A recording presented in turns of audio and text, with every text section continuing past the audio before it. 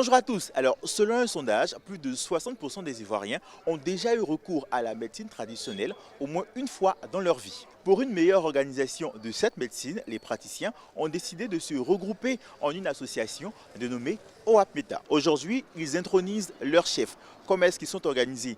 Quelles sont leurs missions? La réponse, c'est tout de suite. Les feuilles, les écorces, les racines, des éléments de la nature utilisés par les praticiens de la médecine traditionnelle pour soigner. Ces praticiens ont décidé de se consolider en groupe afin de mieux travailler. Le nom de leur union, c'est l'Organisation des associations de promotion de la médecine traditionnelle en Afrique. Il y a quelques jours, ils ont investi leur président.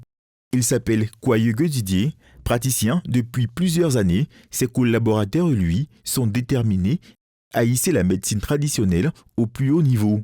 Les missions sont simples.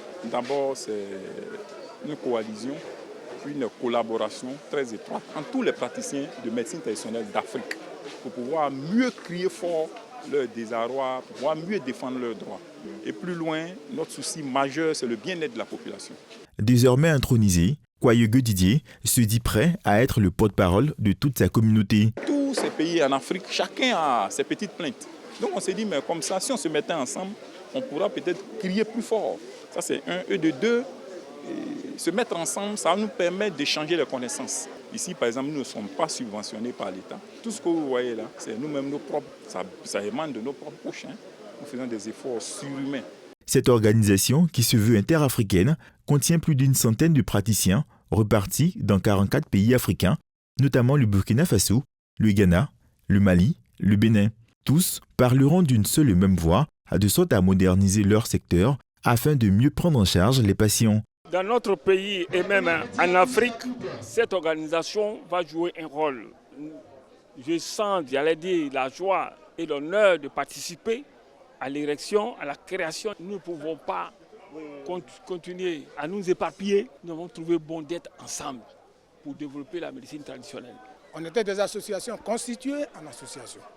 Après, nous sommes réunis et on a créé ce qu'on appelait la fédération. Si aujourd'hui, nous sommes sur le plan international, c'est que nous avons grandi.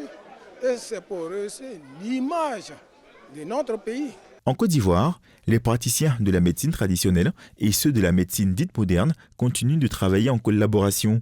Parlant de collaboration avec la médecine dite moderne, elle existe, puisqu'il y a des praticiens de médecine traditionnelle qui ont exercé au sein de certains CHU ici. Nous-mêmes, nous sensibilisons chaque jour tous nos praticiens de médecine traditionnelle. On leur dit par exemple que quand un malade vient, il faut pouvoir d'abord le pousser à aller diagnostiquer son mal, à aller même faire des bilans de santé. Et c'est à l'issue de cela que nous pouvons intervenir. Sur le long terme, l'objectif de l'OAPMETA est d'arriver à rendre plus professionnels les acteurs du secteur en participant à faire homologuer leurs produits médicaux.